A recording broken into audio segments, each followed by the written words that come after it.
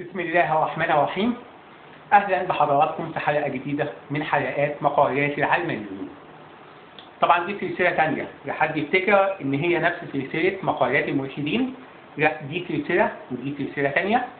مقالات العلمانيين بدأت من حوالي سنة من الحلقة اللي كنت سجلتها في رد على بعض آراء الدكتور خالد منتصر اللي كان اتكلم فيها عن لحم الخنزير وعن مية زمزم والحاجات اللي انتوا فاكرينها وعارفينها دي، خاصة الناس اللي بيخشوا على اليوتيوب. عندنا سلسلة اسمها مقالات العلمانيين. عندنا النهارده حلقة جديدة وفي ياما حلقات مواضيعها جاهزة والله، بس المشكلة ان الواحد مش فاضي قوي. عندنا حلقة جديدة مش متعلقة بواحد علماني، يعني هو ما ينفعش يقول عليه ان هو علماني، لان هو بيصف نفسه بان هو تلميذ الدكتور محمد عمار وتلميذ الدكتور يوسف القرضاوي. كفايه بلاش نقول الباقيين. مستحيل واحد تلميذ الاثنين دول يكون علماني. ولكن لا يهمنا من قال، لكن يهمنا المقوله. يعني هو مش علماني، لكن المقوله بتاعته دي من ادبيات ومقالات العلمانيين. وعلشان كده احنا واقفين مع كلامه النهارده. هو اسمه دكتور يحيى جاد. انا ما كنتش اعرفه بصراحه، طبعا فوق كل ذي علم عليم، انا ما كنتش اعرفه، لكن الحمد لله شرفت بمعرفته. المعرفه جت عن طريق نشر او مشاركه منشور هو نشره على صفحته عن طريق الاستاذ حسام السكري، الرئيس السابق لBBC العربيه، على صفحته. فعرفت الدكتور يحيى عن طريق الاستاذ حسام السكري. الدكتور يحيى ناشر على صفحته موضوع. الموضوع ده بيتكلم فيه في حاجة معروف ان هي من اهم ادبيات العلمانيين، الا وهو صحيح البخاري. وطبعا قبل ما نتكلم، صحيح البخاري بيفكرنا بواحد، يعني بيفكرنا باسلام بحيري. اسلام اللي انا اعرفه ان هو طلع له قرار افراج، بس القرار لسه ما اتنفذش. اتمنى ان القرار يتنفذ بقى. اسلام اتحكم عليه خلاص يتسجن.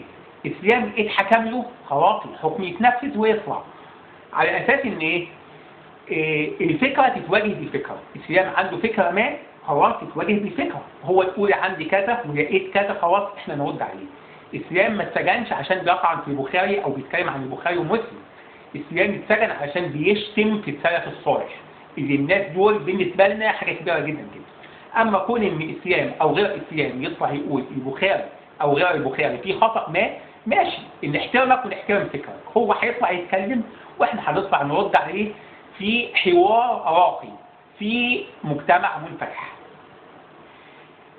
الدكتور يحيى بيقول ايه؟ كما نقلوا عنه الاستاذ حسام السكري الرئيس السابق لBBC العربيه، وهو مصري طبعا اللي يعرفه يعني.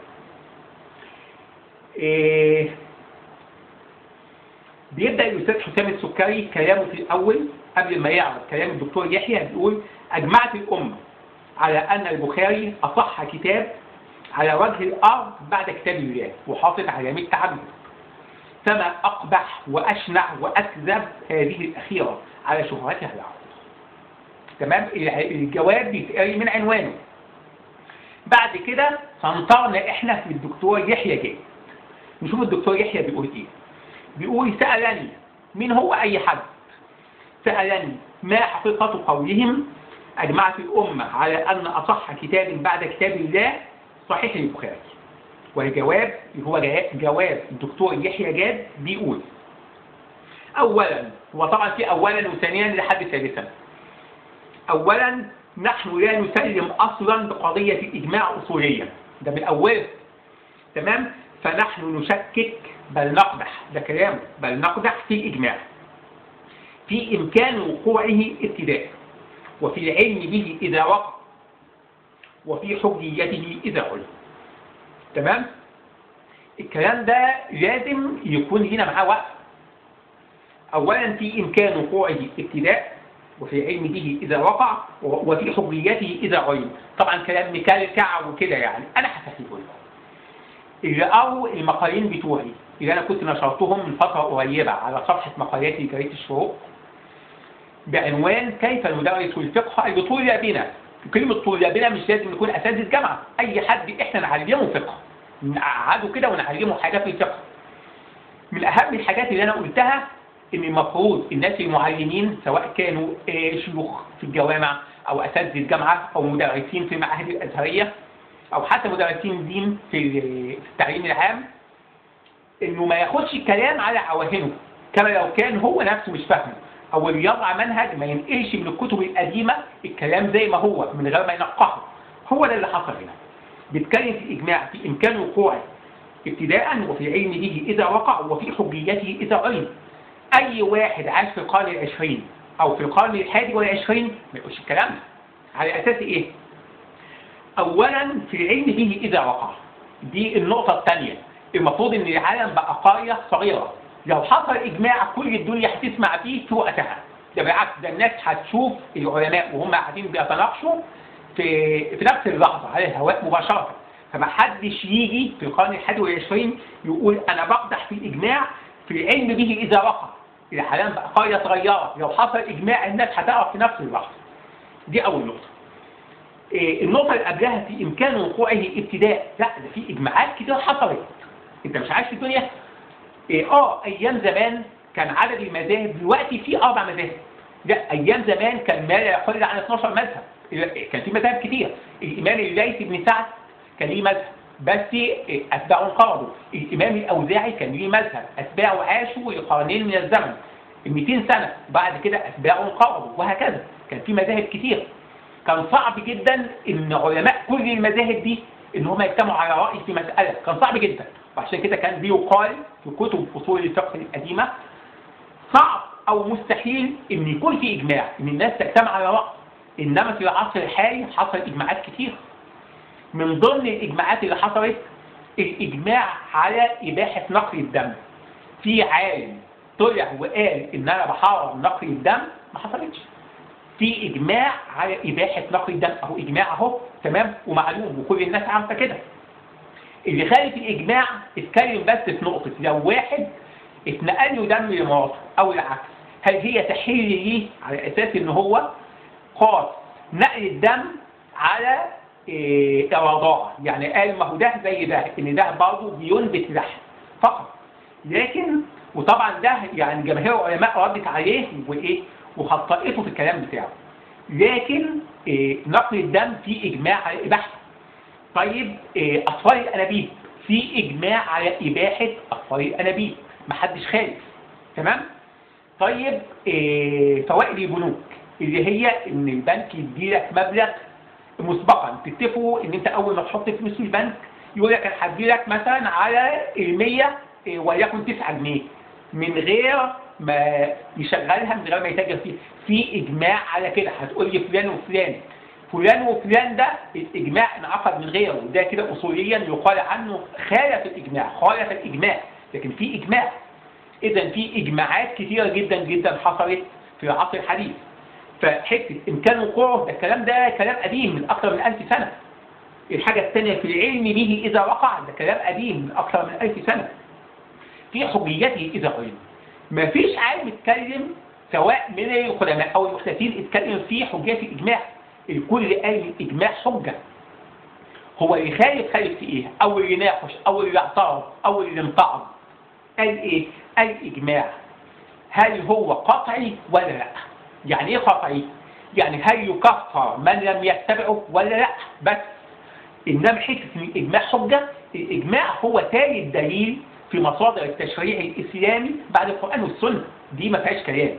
ان علماء عصر من العصور يجتمعوا على راي، ده كده واجب. لازم الناس كلها تسمع كلامهم، لان هم دول علماء، لازم كل الناس تسمع كلامهم. فان واحد يجي خالف ده فيه خلاف. هل اللي خالف ده يكفر بكده؟ يعني هو خارج عن المله ولا يفسق فقط وان هو ما زال مسلم؟ الاجماع نفسه كمان، عشان هو للاسف دخلنا في قصه ثانيه يعني، واحنا لسه في اول نقطه. الاجماع نفسه انواع. يعني الاجماع طبعا في ابسط تعريفاته هو اجتماع مجتهدي عصر من العصور على مساله ما او على حكم ما في مساله ما او في قضيه ما. الامام ابن حزم الف مؤلف فريد من نوعه اسمه مراتب الاجماع، والكتاب ده مش يكاد يكون هو بالفعل اهم كتاب في مؤلفات الامام ابن حزم بعد المحلى. والمحلى ده اللي ما يعرفش قيمته، الشيخ محمد ابو زهره قال ده ديوان الفقه الاسلامي، يعني ده الكتاب يكاد يكون الكتاب الاول في الفقه الاسلامي، المحلى للامام ابن حزم. يجي بعديه في مؤلفات الامام ابن حزم كتاب مراتب الاجماع، بيقول يا اخوانا انتوا فهمتوا الاجماع غلط. في انواع من الاجماع، في اجماع فعلا مجتهد عصر من العصور عموما، تمام، زي ما بيحصل مثلا في المجامع الفقهيه، وليكن مجمع الفقهي في مكه المكرمه، بيدعو العلماء من شتى ارجاء العالم، بيقعدوا في مكه المكرمه، بيستضيفوهم هناك في مكه، تمام، وبيقعدوا يتناقشوا وبيتفقوا على مساله، ده اجماع وحصل من ده كثير، ففي اجماع، تمام.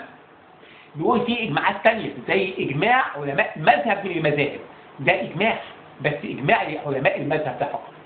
في اجماع علماء مصر من الامصار، كلمه مصر من الامصار يعني بلد من البلدان، ده برضه اجماع. في اجماعات كثيره، فكون ان واحد يجي في القرن العشرين يقول ان هو يشكك بل يقدح في امكان وقوع الاجماع وفي علم به اذا وقع وفي حجيته اذا علم، الكلام ده لا يليق بحد ان هو يقول. ياما في حصل اجماعات في القرن العشرين وفي القرن الحادي والعشرين وكانت معلومه، تمام، بمجرد وقوعها، يعني احنا في عصر ثوره الاتصالات، فما تقوليش في القرن الواحد والعشرين في علم به اذا وقع. وده اللي انا كنت بحذر منه دايما لما كنت بتكلم عن تدريس الفقه، فروعه واصوله للناشئه او للعامه، انك ما تجيبش كلام من الكتب التراثيه القديمه وتنقله زي ما هو من غير تمحيص، لا، فكر انت نقلت ايه وبتعرض للناس ايه. ثانيا بيقول الجمله المسؤول عنها اعلاه كذب صراح، اللي هي ايه؟ ان صحيح البخاري هو اصح كتاب بعد كتاب الله، تمام؟ كذب صراح لانها حصرت ما بين قوسين امه المسلمين كلها في جماهير متاخريه علماء مدرسه تيار اهل السنه والجماعه، ده كلامه، هو حاول ان هو يكون دقيق في كلامه. بينما مدارس تيارات المعتزله والشيعه الزيديه والشيعه الاماميه والشيعه الاباضيه، ما قالش مثلا الشيعه الاسماعيليه، تمام، ودي موجوده انا ما بهزرش، والاباضيه والخوارج، جاي الخوارج يشهدهم على صحيح البخاري شيء غريب، وغيرهم عن بكرة أبيهم جميعا إجمالا لا ينظرون إلى صحيحي البخاري ومسلم إلا كما ينظر متأخر علماء أهل السنة والجماعة للسنن الأربعة، سنن الترمذي والنسائي وأبي داود وابن ماجه، فهم أقصد المعتزلة والشيعة وكل من ذكرته آنفا لا يسلمون بصحة أحاديث الصحيحين، وإنما ينظرون إليهما نظرتهم لأي كتاب حديث أو روايات فيه الصحيح والضعيف والموضوع. الكلام ده كلام يوجع، واللي يتوجع منه اللي عنده علم في مسائل هو أصحابه. بمعنى إيه؟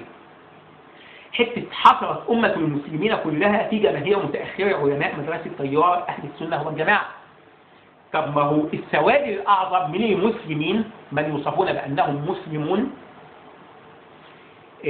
ما هم من أهل السنة والجماعة. عدد المسلمين حول العالم في اللحظة اللي أنا بتكلم فيها يقترب سريعا من 2 مسلم، فيما يقرب من 2 مليار مسلم حول العالم، تمام؟ وأكثر الأعداد موجودة في أماكن محدش كان يفتكرها، يعني أكثر عدد من المسلمين حول العالم موجود في الهند اللي هي أصلا دولة مش إسلامية، حوالي 350 مليون مسلم. اللي بعدهم موجودين في الصين اللي هي دولة بوذية فيها حوالي 300 مليون مسلم، تمام؟ بعد كده تيجي اندونيسيا، تمام، اللي هي اصلا مش دولة عربية، فيها ما يزيد عن 170 مليون مسلم، تمام؟ ففي ما يقرب من حوالي، ودول كلهم اهل السنة على فكرة. برضه قارة افريقيا على فكرة في معظمها هي قارة اسلامية، يعني معظم الدول الموجودة في افريقيا دول اسلامية. نيجيريا اللي انتم شايفينها دي دولة اسلامية. غانا اللي احنا بنلعبها في الكورة دي دولة اسلامية. فمعظم دول العالم، تمام، اللي فيها مسلمين او معظم المسلمين هم اهل سنه، هم اللي مش اهل سنه مين، تمام؟ اللي في ايران ودول اعدادهم بعشرات ملايين، يعني اعداد مش كبيره، ومع ذلك في قلب ايران اعداد كبيره برضه من اهل السنه والجماعه، وبيتعرضوا للاضطهاد وحاجات بتنقلها لنا وسائل الاعلام. اذا السواد الاعظم من المسلمين هم من اهل السنه والجماعه. عاوز تتكلم عن الشيعه، او عفوا مش عن الشيعه، عن الخوارج اللي ما عادش ليهم وجود، تمام. عاوز تتكلم عن المعتزله اللي هم ما كانوش اعداد كبيره، هم كانوا اصحاب واصل بن عطاء وتلامذتهم فقط، مش اكتر من كده، وبعد كده انقرضوا، ما عادش في معتزله ولا ليهم ذكر الا في الكتب فقط. طب دول ما لهمش اصلا عدد عشان ايه تقول ان الاجماع يعني لا ينعقد الا بهم، بالعكس دول هم اللي خالفوا الاجماع. فيه غيرهم كتير جدا، السواد الاعظم من المسلمين هم من اهل السنه والجماعه، دي حاجه معروفه. واهل السنه هم بيجمعوا فعلا على ان صحيح البخاري هو اصح كتاب بعد كتاب الله، والكلام ده لسه هنفرد فيه قول، لان فيه ناس تانيين بيضمروا نوع من الخوف من الكلمه دي، كلمه ان صحيح البخاري هو اصح كتاب بعد كتاب الله. فحته ان هو بيتكلم عن الخوارج، على فكره الخوارج بيكفروا سيدنا علي بن ابي طالب، بيكفروا جماهير الصحابه اللي هم شاركوا في النزاع اللي كان بين سيدنا علي وبين سيدنا معاويه، وبيكفروا سيدنا عثمان. ومع ذلك الكاتب اللي هو الدكتور يحيى بيستدل بيهم وبياخد بشهادتهم على صحيح البخاري، وطبعا ده شيء غير مقبول عقلا يعني. بيقول ان لا ينظرون الى صحيحي البخاري ومسلم الا كما ينظر متاخر علماء اهل السنه والجماعه للسنن الاربعه، سنن الترمذي والنسائي وابي داود وابن ماجه، وبيقول فيهم الصحيح والضعيف والموضوع. دي مشكله ثانيه، حته ان الكتب الاربعه دي فيها احاديث موضوعه، دي فيها مشكله كبيره، المفروض ان هو ما كانش يقول كده. بمعنى ايه؟ فيها صحيح ماشي، وفيها ضعيف برضه ماشي، لكن فيها موضوع لا. حته ان فيها موضوع، الموضوع الحديث الموضوع او الخبر الموضوع هو الخبر المكذوب عن رسول الله صلى الله عليه وسلم، وليس له اصل، يعني واحد الفه من دماغه ومفيش كده، تمام. في كتب السنن يعني الائمه دول اللي هم وضعوا السنن او وضعوا كتب السنن ما كانوش كورديات علشان يروا حديث موضوع في الكتب بتاعتهم، كانوا عارفين احاديث كويس جدا وعارفين مين الصحيح ومين الضعيف، وهم لما وضعوا احاديث ضعيفه في الكتب بتاعتهم كانوا قاصدين يحطوها. ليه؟ لان هم من الاول ما قالوش احنا ده ضع صحيح. حد يعرف طبعا الامام الالباني اللي يعرفوه، يعني مش كل الناس تعرف الامام الالباني للاسف. يعني الامام الالباني وصف اصحاب الصحيحين بانهم ملتزم الصحه، يعني هم من الاول قالوا احنا بنحط صحيح فقط، انما غيرهم ما قالوش كده، هم قالوا احنا بنحط ضعيف. ليه؟ لان هم شروطهم ما فيهاش كده. واحد زي الامام ابو داود هو قال انا هحط صحيح، هو قال انا هجمع الاحاديث اللي بيستخدمها فقهاء الامصار. يعني ايه؟ يعني الاحاديث اللي بيستخدمها الفقهاء في كتب الفقه انا هجمعها في كتاب حديث. ضعيف مش ضعيف مش شغل بس، لكن مستحيل يكون واضح حديث موضوع. هنكمل كلام فيما يخص الحديث الموضوع في النقطة دي، وبعد كده هننقل عن النقط الثانية بعد ما ناخد فاصل سريع، لأن الكاميرا بتاعتي للأسف ما بتسجلش إلا 20 دقيقة فقط، فهناخد فاصل ونواصل.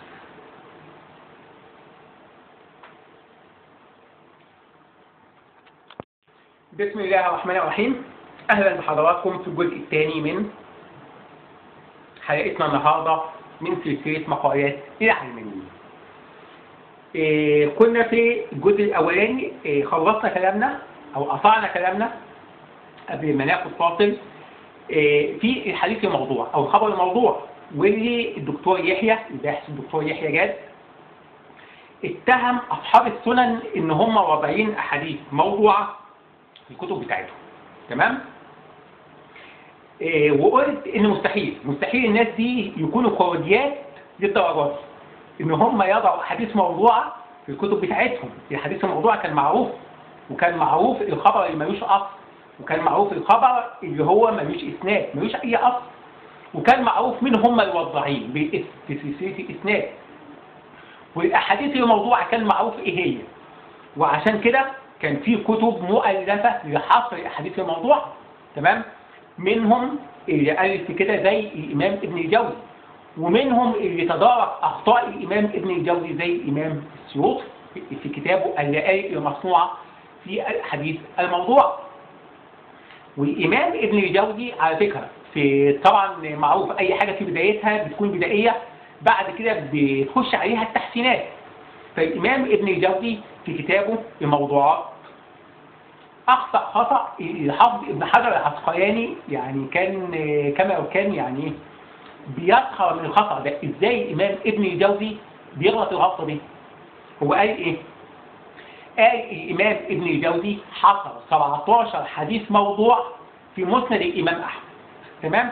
يعني أهو الدكتور يحيى بيقول فيه حديث موضوع. تمام؟ ممكن يكون بيستند مثلا الإمام ابن الجوزي. ما هو الإمام ابن الجوزي قال إن في 17 حديث موضوع موجودين في مسند الإمام أحمد بن حنبل. تمام؟ الحافظ ابن حجر العسقلاني جاب الأحاديث 17 دي واحد. تمام؟ يعني مش حديث ولا اثنين، لا جاب 17. تمام؟ وتبين إن كل الأحاديث فيها أصل ولا واحد فيهم موضوع. النكتة في الموضوع ده إن فيهم حديث موجود في صحيح الإمام مسلم. تمام؟ ودي أي حد يعني عنده فكرة كويسة عن علوم الحديث كل ما يعدي على نقطة زي كده بيبتسم يعني. إن حديث يتقال عليه إن هو موضوع مع إنه موجود في صحيح الإمام مسلم. والحافظ ابن حجر العسقلاني في تعليقه على الواقعة دي بيقول إيه؟ وهذه غفلة شديدة منه. يعني دي غفلة شديدة جدا من الإمام ابن الجوزي إن هو يقول على حديث إن هو موضوع وهو مش واخد باله إن الحديث ده رواه الإمام مسلم في صحيحه. والإمام مسلم معنى إن هو حط حديث في صحيحه يعني الحديث ده أكيد اتشرح قبل كده حلو قوي. الإمام مسلم ده ما كانش كروجيا هو كمان. وده اللي أنا بتمناه من أي حد يتكلم في البخاري أو مسلم، سواء الدكتور يحيى سواء إسلام بحيري لما يطلع إن شاء الله، ومنتظرين طرق منتظرين آراءه وإحنا برضه هنرد عليه. لما حد يتكلم على البخاري ومسلم يتكلم براحته، بس يضع في ودانه حلقة إن البخاري ده ما كانش كروجيا ومسلم ده ما كانش كروجيا هو كمان. وإن أنت لما تتكلم عليهم مش هقول لك قدسهم لا سمح الله، بس حط في اعتبارك إن هم ما كانوش كروجيات. إن أنت تقول إن هم يحطوا في الكتب بتاعتهم أحاديث موضوعة أو أحاديث ضعيفة، وإن الأمة طوال يعني قول 1000 سنة أو 1100 سنة اللي عدوا دول ما كانوش واخدين بالهم، وجيت أنت فجأة تكتشف إن هم ما كانوش واخدين بالهم منه. ثالثا ده كلام بيقول متقدمو علماء تيار أهل السنة والجماعة ما بين قوسين سواء من المحدثين أو الفقهاء أو المتكلمين أو المفسرين لم يتفقوا على إيه؟ قبل ما نقول على إيه؟ هو بيقول المحدثين ماشي أنا معاك، الفقهاء المتكلمين برضه المفسرين ما دام اتكلمنا في علم يبقى العلم فيه تخصص. بمعنى إيه؟ أنت بتتكلم في حديث، ما دام بتتكلم في حديث يبقى اللي بيحكم على الحديث المحدث. الفقيه ما يحكمش تمام الا اذا هو كمان تبحر في علم الحديث وبقى فقيه محدث. المتكلم نفس الكلام، المفسر نفس الكلام. بمعنى ايه؟ المفسر هيتكلم على الحديث هل هو امتلك ادوات الجرح والتعديل وان هو يحكم على الحديث؟ لا، هو راجل بحكم تخصصه او بحكم معرفته او بحكم علمه هو مفسر. يتكلم على الحديث لازم يكون عارف هو بيتكلم عن ايه. فعشان ان احنا يعني نحاول نكتر بقى الناس اللي هم رفضوا وضعفوا وكلام من ده ونقول محدثين وفقهاء ومتكلمين ودكاتره وصيادله وزراعيين ومهندسين، لا، التخصص المحدثين فقط. واي محدثين جم قالوا على عيني وراسي، مش محدثين لا. هل في محدث قال وانا تحت امرك؟ زي مثلا حضرتك دكتور طبيب تقول كل الاطباء قالوا ماشي تخصصهم لازم هنسمع كلامهم. انما تقول في مساله طبيه كل الزراعيين مثلا لا، مش تخصصنا. نفس الكلام انا كزراعي تقول لي مثلا كل وليكن الاطباء جم في المساله الزراعيه وقالوا مش تخصصهم. بس في حته المحدثين او الفقهاء او المتكلمين او المفسرين ده كده كلام مش علمي. اللي يتكلم في الحديث يكون محدث واحنا تحت امره، او يكون عنده علم بالمساله دي يتكلم فيه. ما ياما في علماء معاصرين وعندهم علم في اكتر من تخصص زي الدكتور محمد بكر الاسماعيلي. الراجل ده كان مفسر وفقيه في نفس الوقت وليه مؤلفات هنا وليه مؤلفات هنا. واحد زي الامام الالباني راجل محدث وراجل فقيه برضه، مؤلفات هنا وليه مؤلفات هنا. لكن واحد فقيه فقط ويتكلم في حديث لا، مش تخصصه ولا هو علمه. واحد متكلم ويتكلم في حديث برضه نفس الكلام، واحد مفسر ويتكلم في حديث برضه نفس الكلام. لم يتفقوا على ما بين قوسين صحة كل أحاديث البخاري المسندة إلا المرفوعة. ده برضه كلام يوجع، يعني حتة المسندة المرفوعة هو بيقول يعني أنا ما بتكلمش في الأحاديث المعلقة، ماشي. طبعا الأحاديث المسندة المرفوعة اللي موجودة في البخاري كلها صحيح، دي حاجة معروفة. هو تعريف الحديث الصحيح إيه؟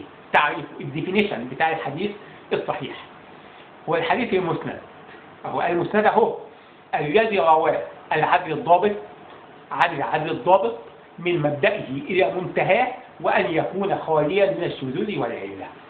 الجملة دي ممكن يتاخد فيها كورس، تمام؟ يعني منهج كورس كامل يتقال في الجملة دي. يعني ايه الحديث المسند؟ يعني ايه العدل الضابط؟ يعني ايه العدل اصلا؟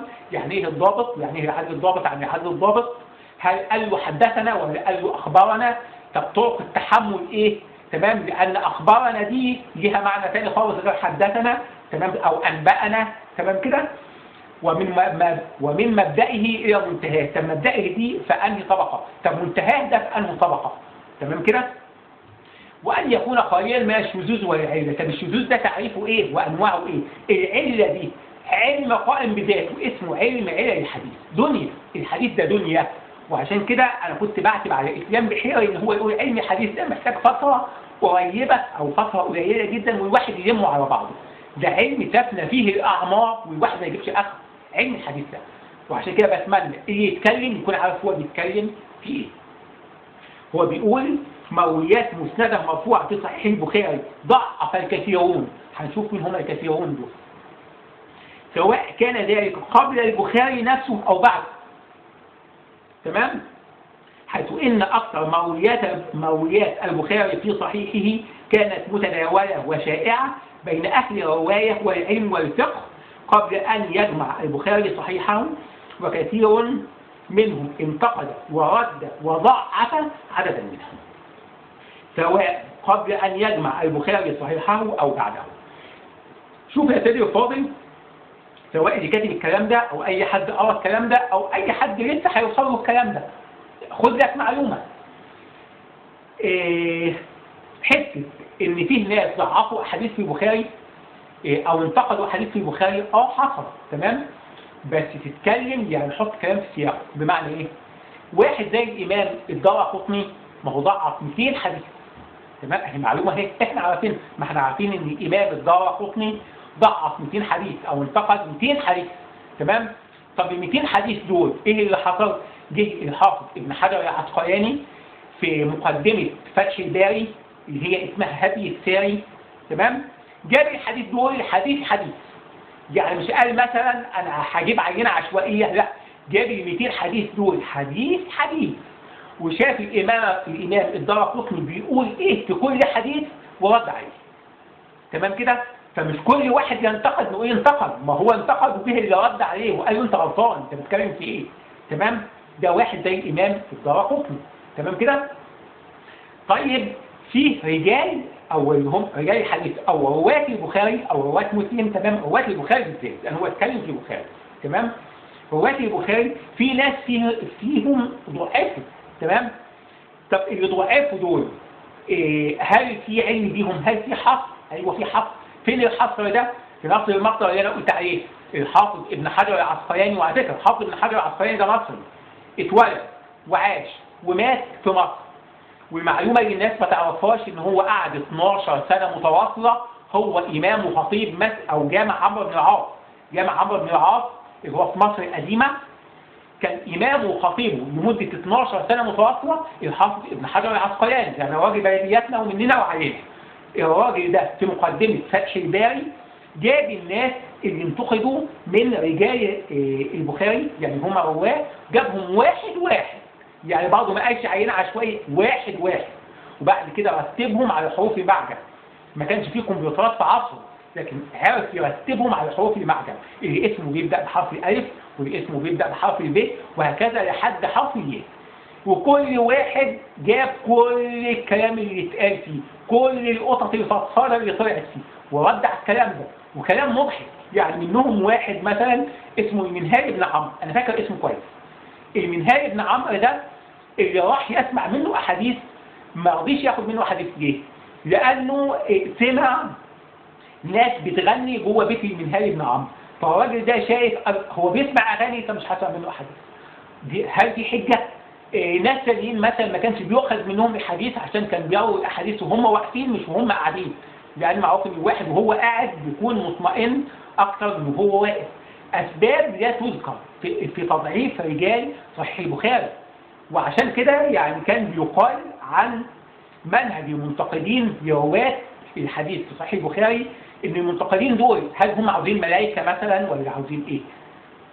الاسباب اللي انتقدت او الحيثيات اللي سيقت لانتقاد رواة صحيح البخاري ليست حيثيات على الاطلاق. صحيح البخاري يكاد يكون عمل خارق، وده اللي انا قلته. ما هو اسلام بحيري بيقول ايه برضه؟ وانا محتاج الاسلام ماشي ما قلناش حاجه. اسلام كان في كلامه لان انا ياما رديت عليه في كذا مره وفي حلقات موجوده على القناه بتاعتنا على اليوتيوب. بيقول هو صحيح البخاري ده مش عمل بشري؟ عمل بشري بس عمل خارق. ما هو ياما في اعمال بشريه بس خارقه للعاده. خارق للعاده لا يمكن ان هو يتكرر ولا يمكن ان هو يتعاد. يعني يمكن لو الامام البخاري بعد تاني وطلب منه ان هو يعمل الصحيح بتاعه تاني يعني زي ما هو موجود كده بالاتقان بتاعه يمكن ما يقدرش يعمله. ده عمل خارق للعاده، خارق للطبائع البشريه وللقدرات البشريه. فكون ان هو يقول ضعف، ما هو اللي ضعف تمام محصور معروف ان كان ال 200 حديث بتوع الامام الدارقطني او ما بين الرجال اللي ضعفوا او ما بين الاربع احاديث، ودي موجوده برضه معروفه. الامام البخاري معروف ان هو تلميذ الامام احمد بن حنبل، وعشان كده لما خلص الصحيح بتاعه راح عرضه على استاذه قال له شوف انا عملت حاجه اهو تمام. فالامام احمد بن حنبل شاف الاحاديث دي كلها، وطبعا هو اعجب بالصحيح بس قالوا ان الصحيح فعلا كله صحيح الا 4 احاديث، واظن الكلام ده موجود في الكتب الا 4 احاديث.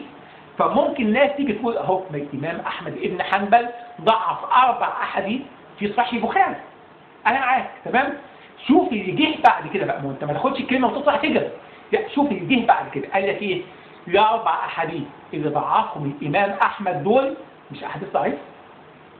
امال ايه؟ قال لك لا، الاحاديث الضعيفه اللي قال عليها الامام احمد ان هي ضعيفه جه بعد كده الامام الترمذي قال دي احاديث حسنه. مش تصحصح كده معايا؟ مصطلح الحديث الحسن ما كانش ليه صوره، ما هو كل حاجه زي ما قلت بتكون بدائيه وبعد كده بتخش عليها التحسينات. الحديث الحسن اللي وضع المصطلح ده ووضع له تعريف ووضع له اصول هو الامام الترمذي، وجه بعد كده الامام الترمذي قال يا اخوانا في مرتبه ما بين الصحيح وبين الضعيف.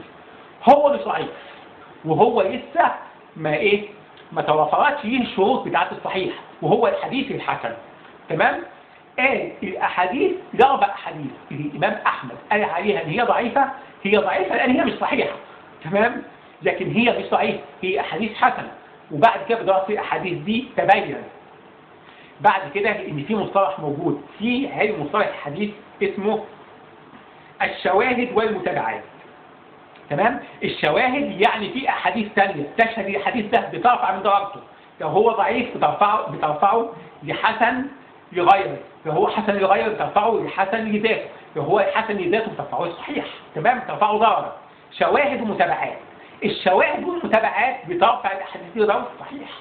فكون ان واحد يطلع يقول ان كل احاديث البخاري صحيحه، الراجل ده ما غلطش، كل احاديث البخاري صحيحه بس مش بنفس الدرجه. بمعنى ايه؟ في منها المتواتر اللي هو من اعلى درجات الصحه، وفي منها العزيز، وفي منها المستفيض، وفي منها المشهور، وفي منها الصحيح الاحادي، وفي منها الحسن، لكن ما فيش منها الضعيف. اتفقنا؟ بيقول وهذا يعلمه، حته التضعيف والرد دي، هذا يعلم كل من تعمق شيئا في ميدان الدراسات الحديثيه، وخاصة كتب علوم مصطلح الحديث وكتب الرجال والجرح والتعديل وكتب العلل، فضلا عن الكتب التي أفردت قديما وحديثا في نقد وتضعيف أحاديث البخاري ومسلم. ما حصلش. حته حديثا دي انا معاك. في واحد مطلع كتاب اسمه صحيح البخاري، تمام؟ يعني الراجل بصراحه كما لو كان بيقول شعر، يعني صحيح البخاري، يعني صحيح البخاري في حاجات صحيحه وفي حاجات ثانيه ضعيفه، فهو انتقى منها الصحيح وسماه صحيح البخاري.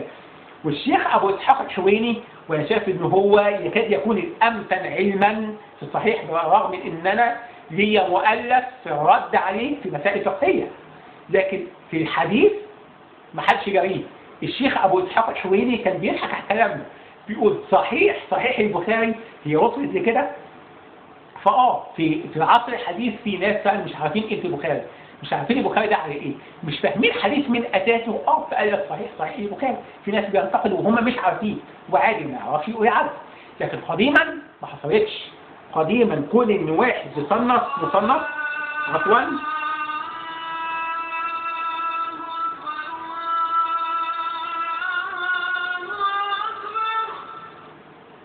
كل ان واحد يصنف مصنف قديما يقول ان البخاري فيه حاجات ضعيفه.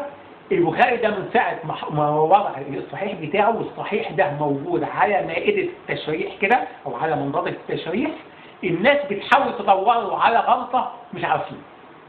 تمام؟ يعني الناس يعني في الزمن ده فاكرين ان هم جابوا الدين من دين. لا، هي مش كده. هو الكلام اللي انت بتقول يشيلك، يعني بيقول ان انت ما تعرفش، انت مش دارس، انت مش قاري، انت اخذت الموضوع ده من السطح لكن ما تعمقتش. لكن انت لو تعمقت وعرفت قيمه البخاري وعرفت قيمه الكتاب بتاعه ده، مش هتقول الكلام اللي انت بتقوله. قديما ما حصلش حته ان الناس ترد. هو الامام الدارقطني لما وضع ال 200 حديث، تمام كده، هو نفسه قال الامام الدارقطني قال ان الاحاديث اللي انا انتقدتها برضه مش بنفس درجه الصحه اللي احنا عارفينها عن البخاري. يعني هو قال انا بضعف 200 حديث والبخاري ده ما بيفهمش حاجه، ما قالش كده. هو قال ان ال 200 حديث دول مش بنفس درجه الصحه اللي احنا عارفينها عن البخاري، يعني ده مش مستواه من الاخر كده. وعشان كده قلت ايه؟ الحافظ ابن حجر العسقلاني جاب ال 200 حديث دول حديث ورد عليهم حديث، واتضح ان الموضوع ما فيهوش حاجه يعني. تمام؟ هننقل على النقطه الرابعه اللي هي رابعا، تمام؟ بعد برضه اما ناخد فاصل، وطبعا برضه لسه ماسك في حته ما يزال بعض كبار علماء المسلمين في العصر اللي احنا فيه، وهم مش كبار علماء ولا حاجه. واحنا هنتكلم في الموضوع ده طبعا في النقطه الرابعه، وبدءا من النقطه الرابعه ان شاء الله بعد ما ناخد فاصل تاني، لان زي ما انا قلت ان الكاميرا بتاعتي للاسف ما بتسجلش الا 20 دقيقه فقط، فاحنا غصب عننا مضطرين ان احنا ناخد فاصل ونواصل. بسم الله الرحمن الرحيم. اهلا بحضراتكم في الجزء الثالث من حلقتنا الثانيه من سلسله مقالات العلمانيين. وقفنا على النقطه الرابعه من كلام الدكتور يحيى جاد اللي نقل عنه الاستاذ حسام السكري، بيقول ما يزال بعض كبار علماء المسلمين من مختلف المشارق والمدارس والتيارات الفكريه السنيه وغير السنيه والحديثيه والفقهيه والكلاميه والتفسيريه، ما انا قلت اهو، تمام؟ اللي يتكلم في الموضوع ده بتوع حديث. اي حد من جهات ثانيه، تمام، ملوش ان هو يتكلم فيه، لان ده التخصص بتاعنا اللي ليه ادوات معينه وليه خبايا معينه. ما تقوليش مفسرين، ما تقوليش فقهاء، ما تقوليش علماء كلام او متكلمين، ما لهمش دعوه بالقصه دي. زي ما بتاع التفسير برضه ده تخصصه، ما نقولش فقهاء قال. كل واحد ليه تخصصه، عاوز يتكلم في تخصص ثاني يقرا في التخصص الثاني ده ويجمع ما بين التخصصين ويتكلم فيه، اهلا وسهلا. وغير ذلك قديما وحديثا. قديما ما حصلش، حديثا ينتقد ويرد ويضعف حديث او مرويات في الصحيحين، تمام؟ وهذا يعلم كل من تعمق شيئا في ميدان الدراسات الاسلاميه عموما والدراسات الاسلاميه المقارنه خصوصا، وما ذكرش امثله. حته ان ما يزال بعض كبار علماء المسلمين، حته كبار علماء المسلمين دي كتير. يعني يا اخي علماء المسلمين ماشي، ما في واحد في السورية يعني الناس من كتر آرائه الغريبة والعجيبة تمام، بيقولوا هو شكله كده عاوز ياخد جنسيه هناك يعني، فبيقول اراء غريبه جدا جدا. من ضمنها مثلا ان التعدد ده حرام اساسا، مع ان النبي عليه الصلاه والسلام تعدد، وبعد كده الصحابه على عهده تعددوا. لا، هو بيقول التعدد اساسا حرام. فحته علماء المسلمين يعني ممكن نمشيها عادي واحنا مغمضين، انما كبار علماء المسلمين، مين من كبار علماء المسلمين؟ خاصه ان هو الراجل بيقول ان هو تلميذ، هو اي علماء اهو ان هو تلميذهم، بيقول ان هو تلميذ الدكتور محمد عماره والدكتور يوسف القرضاوي، تمام، والمستشار طارق البشري والدكتور احمد تمايه والمد. انا ما اعرفش مين محمد هيثم الخياط ده بصراحه، ما كنتش اعرفه، تمام. الدكتور محمد جمال الدين عطيه، الشيخ احمد الريسوني، ماشي، تمام. لكن حته كبار علماء، تمام، ويسيبها كده مفتوحه وما يذكرش امثله. طب ما هو ده كده عندي محدثين اسمه تدليس، تمام. ما عشان نتكلم لغه الحديث واحنا بنتكلم في حديث، ده اسمه تدليس، ان انت تكون واسمه تدليس شيوخ، تمام كده، ان انت ما تقولش هم مين، تمام. وكمان بيجتمع عليه تدليس التسويه اللي هو اسوأ انواع التدليس، ان انت تسوي فعلا ما بين ناس مش علماء اساسا، ويدوبك هم لم يمتلكوا من العلم او لم يقرأوا في العلم او لم يتعلموا من العلم الا القليل، وما بين فعلا ناس كبار زي اللي انت ذكر اساميهم في السيره الذاتيه بتاعتك. ده كده برضه تدليس تسويه، ان انت بتسوي ما بين دول ودول وبتوهم القارئ، تمام. وطبعا انا ما بتهموش بسوء النيه، هو اصلا مش عارف، تمام. بيوهم القارئ او القارئ يتوهم من هذا الكلام ان دول زي دول، او ان اللي بيضعفوا حاجات في البخاري ومسلم كبار علماء، ده حقه حقيقي وده مش حقيقي، تمام. خامسا، من أشنع وأقبح العبارات والتعبيرات أن يوضع كتاب البشري موضع المقارنة مع الكتاب الإلهي الخاتم،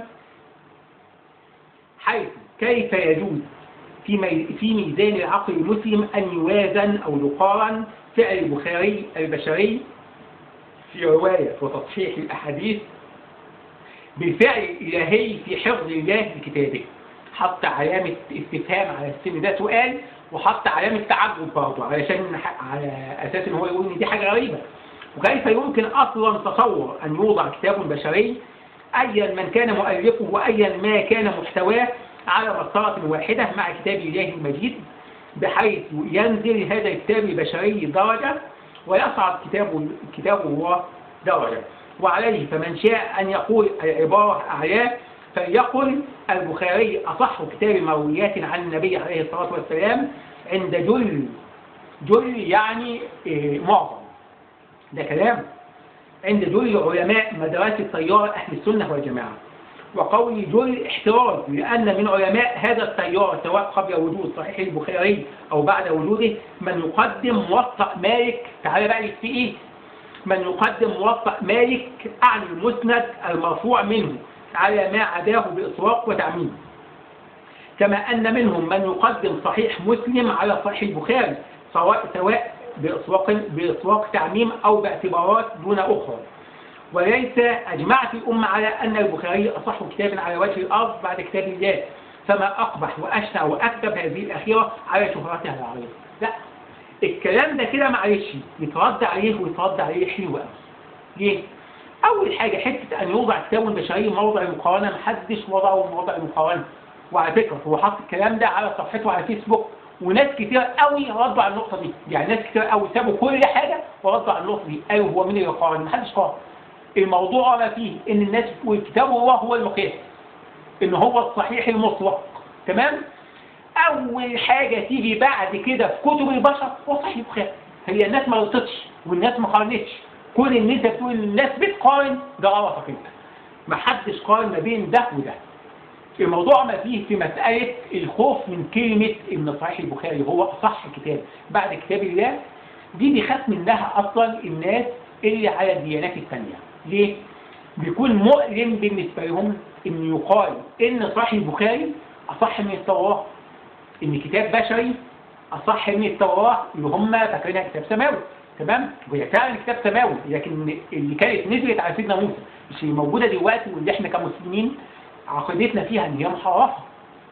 نفس الكلام مؤلم لأتباع ديانات تانية إن يقال إن صحيح البخاري اللي هو عمل بشري إن هو أصح من الإنجيل، مع إن إحنا كمسلمين فعلا بنعتقد اعتقاد جازم إن هو ده، إن صحيح البخاري أصح من الإنجيل وإن هو موثوق فيه وفيه محتواه أكتر من الإنجيل. فالكلمة دي بتألمهم، الكلمة دي بتضايقهم، لكن إحنا كمسلمين فعلا بنعتقد اعتقاد جازم إن صحيح البخاري هو أصح من كل الكتب دي. الكتب الثانية بيقال عنها إن هي كتب سماوية، لكن إحنا عقيدتنا فيها إن هي كتب محرفة، إن هي مش سماوية، وإن محتواها اختلط فيه السماوي بغير السماوي. لكن صحيح البخاري إحنا عقيدتنا فيه إن هو وحي غير متلو، يعني ده وحي نزل على النبي عليه الصلاة والسلام، وإن روي عنه هذا الوحي وباستمرار الرواية من العدل الضابط إلى العدل الضابط لحد زمن الإمام البخاري. الإمام البخاري قال أنا حاجة ما حديث دي في كتاب وكتاب، بس هو ده اللي عمله الإمام البخاري. والإمام البخاري ما ألفش كتاب، يعني في ناس بتقول ألف كتاب، الإمام البخاري ما ألفش كتاب. والإمام البخاري كان ليه أسلوب نقدي في الأحاديث، إن هو ينقي زي ما أنت بتروح تشتري برتقال، ليه أسلوب نقدي. المبوعة مش هاخدها، اللي مشروخة مثلا أو متفجرة مش هحطها في الكيس، اللي كذا دي مش هشتري كده. كان ليه أسلوب نقدي، لكن مش هو اللي زرع البرتقال. نفس الكلام الإمام البخاري ما ألفش الكتاب، هو بس جمع الأحاديث بأسلوب نقدي، إن هو ينتقد هاخد الحديث الفلاني بناء على الشرط الفلاني ومش هاخد الحديث الفلاني بناء على الشرط الفلاني فقط. نيجي للنقطة اللي هي سادسا، ده في سبعا كمان. نيجي لسادسا، تعامل أكثر المسلمين المعاصرين مع صحيح البخاري تتوزع نزعتان رئيسيتان إجمالا، هما نزعة تقديسه ونزعة تدنيسه، والله نسأل أن يعافينا من هذين الداءين الغضارين. تمام؟ حتة التقديس ما حدش بقدس البخاري، احنا عارفين الإمام البخاري ده كان بشر وما كانش معصوم، لكن في نفس الوقت مقتنعين برضه ان الإمام البخاري ده كان إنسان خارق للعادة. وطبعا معروف في أي ترجمة، كلمة ترجمة يعني سرد سيرة ذاتية، مش ترجمة يعني من عربي إنجليزي أو من إنجليزي عربي، لا، سرد سيرة ذاتية ليه الناس بتذكر عنه خوارق. يعني معروف كده مثلا حكاية ال100 حديث اللي الناس جابت له 100 حديث، قلبوا ال100 حديث، لخبطوا المتون في السند، تمام، في الأسانيد، في المتون فيه وهو جاب ال100 حديث رد كل سند لكل متن، ما غلطش في واحد فيهم. معروف ان الراجل ده كان عنده قدرات خارقه شويه، مش زي عامه الناس، مش زي كل الناس. فالامام البخاري احنا ما نقدسوش، الامام البخاري ده معروف ان هو كان بشر زي اي بشر، لكن كان انسان ذو قدرات خاصه خارقه بعض الشيء، فوضع عمل خارق بعض الشيء برضه، بس لكن احنا ما نقدسش البخاري. وإن كنا طبعا بنضع الكلام اللي هو قاله موضع تقديس، تمام، الكلام ده اللي هو أحاديث رسول الله، بصفتها أحاديث رسول الله، مش بصفتها هي اللي رواها البخاري، بس مش أكتر من كده. حتة تدنيسه دي بقى معروف كده، أي حد بيدنس البخاري هو بيبرهن بنفسه على قلة علمه. إن واحد فعلا يجي يقول البخاري ده صفته ونعته، طب أنت تعرف إيه عن البخاري؟ تعرف إيه عن المجهود اللي بذله البخاري طوال 16 سنة في جمع الحديث دي؟ طب تعرف ايه على المنهج النقدي بتاع البخاري؟ يعني البخاري اصلا زي ما قلت برتقان اهو، هروح اشتري برتقان، تمام، طب اللي مروعه مش هشتريها، طب المتفجره مش هشتريها، طب المدوده مش هشتريها، طب شكلها قديمه قوي مش هشتريها، كده اسلوب نقدي. بس هو نفس الكلام كان له اسلوب نقدي صعب جدا جدا جدا، لدرجه ان احنا لو طبقنا الاسلوب النقدي بتاعه على البرتقان مش هنشتري برتقان، هنروح نتفرج وهنرجع من غير برتقان. الراجل كان حافظ 600,000 حديث، 600,000 حديث، اللي انتقاهم من ال 600,000 حديث 7,000 ونص. ده معناه ان كان الشرط بتاعه وضع شرطين عموما مش شرط واحد، الشرطين بتوعه غاية الصعوبة، وعلشان كده فعلا الحديث بتاعته تكاد تكون موضوع على او مختارة او منتقاه على الفرازة. فكل واحد يجي بعد ده كله ويقول البخاري في احاديث ضعيفة، هو بيبرهن ان هو مش فاهم، هو بيبرهن ان هو ما قراش، هو بيبرهن ان هو جاهل بعض الشيء، وجاهل مش علم. لكن كون ان واحد يكون جاهل ويقول انا عالم، هو ده العلم. سابعا واخيرا، لان طبعا المقطع الثالث قرب يخلص، وزي ما قلت الكاميرا بتاعتي للاسف ما بتسجلش الا 20 دقيقه، لسه معانا حوالي 7 دقائق. سابعا عندي اللي هو الدكتور يحيى جاد بيقول: عندي انه ليس كل ما نسب للنبي صلى الله عليه وسلم صحت نسبته، انا معاك. وليس كل ما صحت نسبته صح فهمه، انا معاك. وليس كل ما صح فهمه صح وضعه في موضعه، انا معاك. وصحيح البخاري عندي هو اجتهاد، لحد هنا ونقف. تمام. طبعا لسه هنكمل حته ليس كل ما نسب للنبي صلى الله عليه وسلم صحت نسبته. مين اللي يحكم؟ مين اللي يحكم؟ الامام البخاري قال اللي انا حطيته ده يا اخوانا صحيح. وفي نقطه انا عاوز انبه عليها مش كل الناس بتنتبه ليها. نقطه ايه؟ الامام البخاري قد يكون روى احاديث ضعيفه، روى احاديث ضعيفه، بس مش في الصحيح. وحط تحت يعني الكلمه دي 100 شرطه كده. يعني الامام البخاري روى احاديث ضعيفه، روى احاديث ضعيفه حصل، بس الاحاديث الضعيفه دي مش في صحيح البخاري، ما في ايه؟ في كتب ثانيه زي كتاب التاريخ الكبير. ما هو ليه كتاب اسمه التاريخ الكبير حط فيه احاديث ضعيفه، ماشي. ليه؟ يعني الحديث اللي فيه مش بنفس الشرط الصعب اللي هو كان شرطه في الاحاديث اللي هو يحطها في الصحيح. فدي نقطه. النقطه الثانيه لازم الناس تكون منتبهه كده. النقطه الثانيه ليس كل ما صحت نسبته صح فهمه. الكلام ده للفقه مش للحديث. انت ما تتكلمش مع البخاري في الفهم، احنا نتكلم معاه في الاحاديث اللي هو جابها. الفهم ده شغل الفقهاء. بيقول: وصحيح البخاري عندي هو اجتهاد. الامام البخاري في تصحيح ما ذكره فيه من احاديث، لا اكثر ولا اقل. حته هو اجتهاد ماشي، ما هو الاجتهاد ده هو اجتهاد مجمعي، يعني مش اجتهاد الامام البخاري وحده، هو الراجل اجتهد. تمام.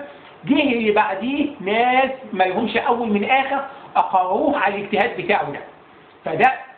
الاجتهاد ده مش بتاعه هو لوحده، ده اجتهاد امه. يعني صحيح البخاري ده مش بتاع البخاري وحده، ده بتاع امه.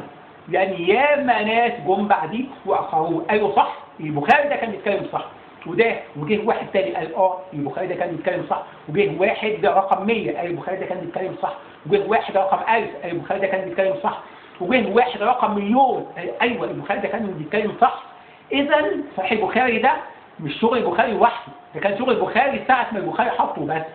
لكن بعد كده طوال 1100 سنه من ساعه ما الامام البخاري، او 1200 سنه من ساعه ما الامام البخاري وضع الصحيح بتاعه ده، خلاص ما بقاش شغل البخاري لوحده، وما بقاش اجتهاد البخاري لوحده، ده بقى اجتهاد كل العلماء اللي اقروه على صحه الصحيح بتاعه.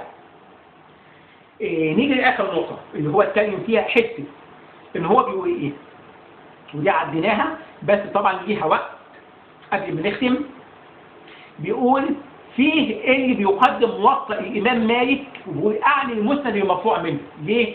يعني هو النقطه دي هو عارف ان موطأ الامام مالك فيه حديث موقوفه، يعني مش مرفوع. طبعا الموقوف ده اللي هو من كلام الصحابه، انما المرفوع اللي هو من كلام النبي عليه الصلاه والسلام. تمام.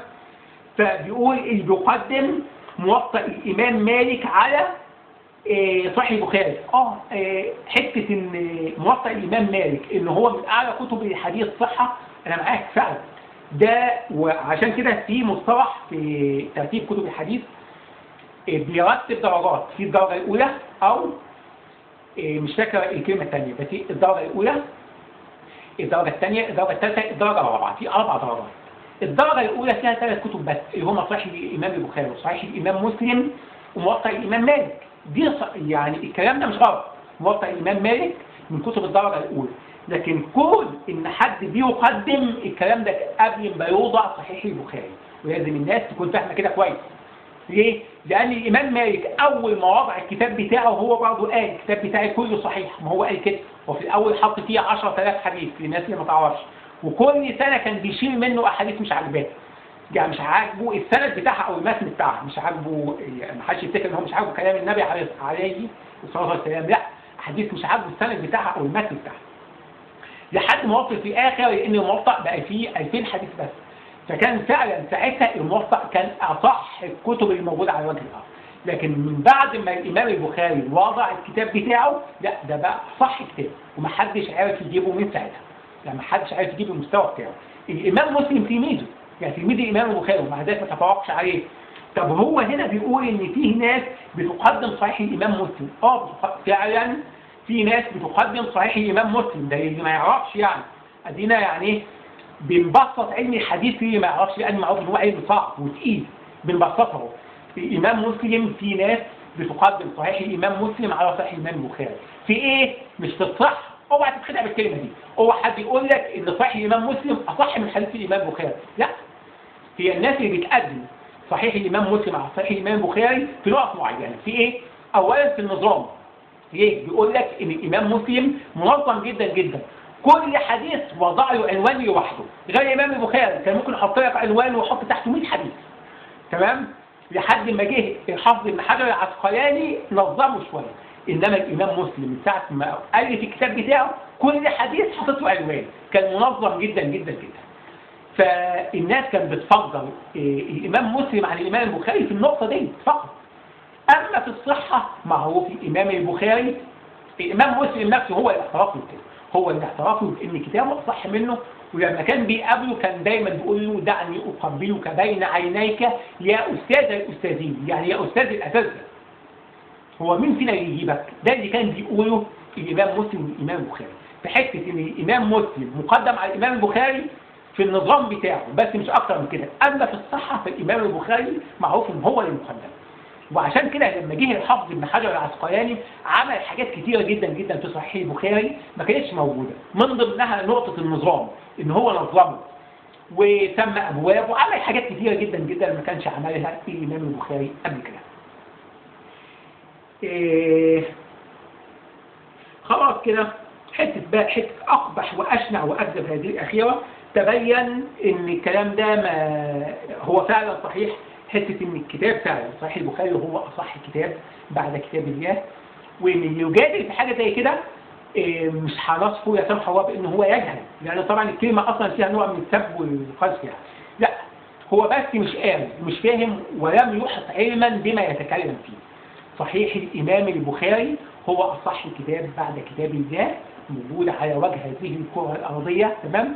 ومعنى أصح كتاب الله يعني أكثر كتاب موثوق في محتواه. يعني في كتب تانية قد يكون فيها بعض الكذب أو قد تحمل أيام لها بعض التكذيب، ولكن صحيح الإمام البخاري أكثر كتاب موثوق في محتواه بعد كتاب الله سبحانه وتعالى موجود على وجه الأرض. هذا ما أمكن إيراده وتيسر إعداده، ونشكر الله سبحانه وتعالى أن هيأ لنا السبل وأن أعاننا على أن نقول ما قلناه. والسلام عليكم ورحمة الله وبركاته.